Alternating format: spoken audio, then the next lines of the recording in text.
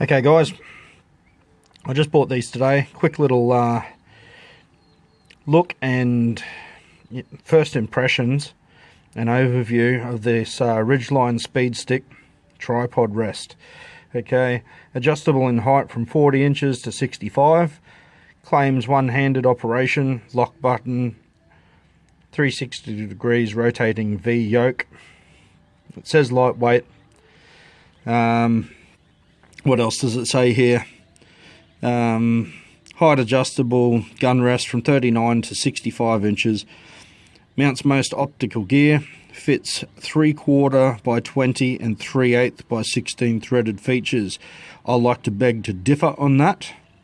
Perfect for kneeling or standing. Rotates to fit all kinds of gradients. Removable half arc yoke. Stronger, lighter, 70-75 aluminium legs. Okay, Ridgeline clothing, New Zealand, Australia and New Zealand, UK. Righto. So let's have a look at it. Okay, here we go. Having a little bit of a walk around. So essentially this is what we're sort of, you kind of got an idea of what it is. It's a tripod. It's adjustable in height and length, and it does pivot, and the rifle rest part of it does swivel around. Okay, it has this pistol grip and trigger. It's operated by a trigger mechanism, so you push that in, and then now you can rotate it around, and that part of it seems to be okay. And the reason I bought it, and as you can see here, there's a small little trench, and I've set that up in a way that it's, hopefully we can see that, so that's sitting relatively level, and it was quite easy to do, even with 1 foot down inside a small little trench. So it's uneven, but it's still leveled out nice and easily. Okay, now I got it specifically because of the weight, and because you can use this, it's got the 3/8 and 1/4 inch thread for video cameras, all of those sort of photography and optical accessories. That's why I got it. Okay, didn't get it for the shooting stick side of it. Thought, okay, we could just maybe do a couple of tests with it and things like that. Might come in handy one day, but that's not what I got it for. I got it for everything else. Okay, now I've had a bit of a play with it. There's no instructions at all. There's no videos on YouTube on how it works or anything like that. But I pulled it down and had a bit of a go, and I am disappointed. Okay, I will give it to it though. The trigger part works quite well. It's fairly heavy and stable, so if you do want to use a spotting scope on there, a camera, night vision thermal imager or something like that, yes, I think it would be heavy enough to do that. Maybe not in really strong winds, but it would do okay. Okay, a spotting scope again, with high magnification, it's a lot sturdier than what I used to have. And the same with a video camera that you're going to use some reasonably decent sort of magnification. It will work okay for that, but that's as far as it goes for now, because I have run into issues. Okay guys, so this is the issue. You might be able to see here, and if I tilt it that way a little tiny bit more, hang on, how about I just do that? Is that going to focus? Okay, we'll go back to setting this up about there. I believe that should be okay. Inside there we've got the 1/4 inch thread for the cameras and optical equipment, and on the outside we've got the 3/8 thread. It's like a little that's like a sleeve. The 3/8 thread is like a sleeve that goes over the top of the quarter, and the 3/8 thread screws into this, which is literally the U or V yoke for the gun side of things, okay? However, I don't want it for that, I want it for this. Now, this sleeve, you would think, okay, there's no instructions, but to me, common sense says that outer sleeve should screw off and the inner 1/4 inch thread or stud should stay in place. The outside should come off, and it should be quite easy. You screw your camera down and it sits in place, then you can maneuver it around. In theory, that's how it should work. However, in theory, I can't get that off, and in reality, I can't get that sleeve off. There's a tiny little bit of wiggle room there, right? But I've put vice grips on there. I've basically squeezed that as hard as I can with my bare fingers. Can't get it off.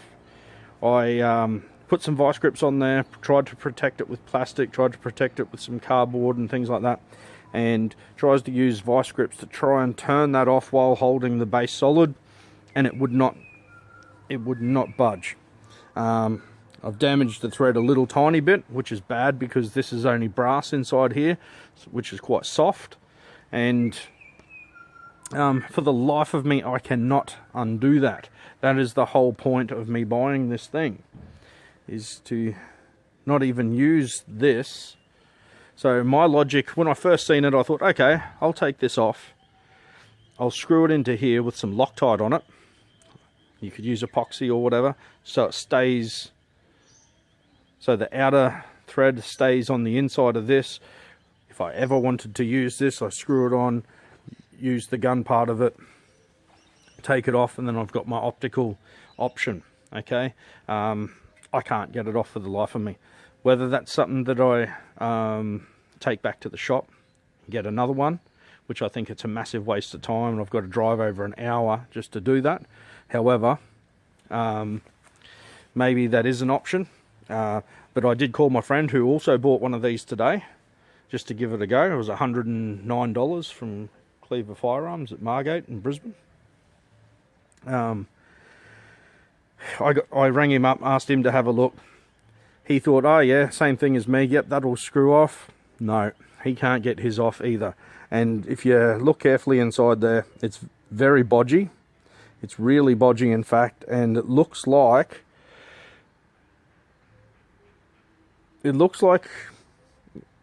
they've threaded it on and just cut it off or something like that. And there's like a, yeah, it's not even around there. It's like, yeah, I don't know. It's really dodgy. And for the life of me, I cannot budge that at all, you know, which is really frustrating. That's a really simple, that should have been a simple, easy operation, but they've made it really difficult. So, I don't know. Unfortunately, it is OSA, the supplier in Australia. I've never really had to take anything back. They might be happy to exchange it for another one, but considering two bought on the same day from the same shop are the same, it may be a problem with them. So, okay, solutions would potentially be to find two really thin nuts, thread them both on there, and then maybe get a spanner. They don't make spanners that thin, but I'm thinking maybe get a cheap spanner that'll fit those nuts, grind them down so they're very so it's very skinny, then get onto the lower nut, and you may be able to take that off. That's still maybe, I don't know. Unfortunately, that's the problem with it. I might even ring the shop on Monday and see what they got to say. They might tell me to take it back. Anyway, but other things, if it wasn't for that, I could see this being really useful. I wouldn't shoot heavy recoiling rifles off this thing. I believe, you know, 22s, 17 HMRs, maybe 223s, maybe okay. Who knows? Could be a little bit better. I probably wouldn't put any of your heavy tactical rifles on there. I just really don't see them holding up to anything around that, you know, 6 kilos, 12-poundish sort of rifles, and anything that's going to have recoil more than probably 243. I wouldn't try it. But something else that you could potentially do, and what I was thinking of doing, is making it a little adapter so an arca rail can go on here, and then, you know, you can, people with optical equipment, I believe they call them Swiss arca rails or something like that, a Swiss rail, then you could use that for your optical stuff. You could use that for your cameras and all that photography sort of gear, and now a lot of guys are using that for their rifles as well. So that was another option and something to look at down the track. Unfortunately, and this just screws back on there, unfortunately both of our tripods have that little issue. If you're a tinkerer, you're mechanically minded, you have some tools, there's probably ways around that.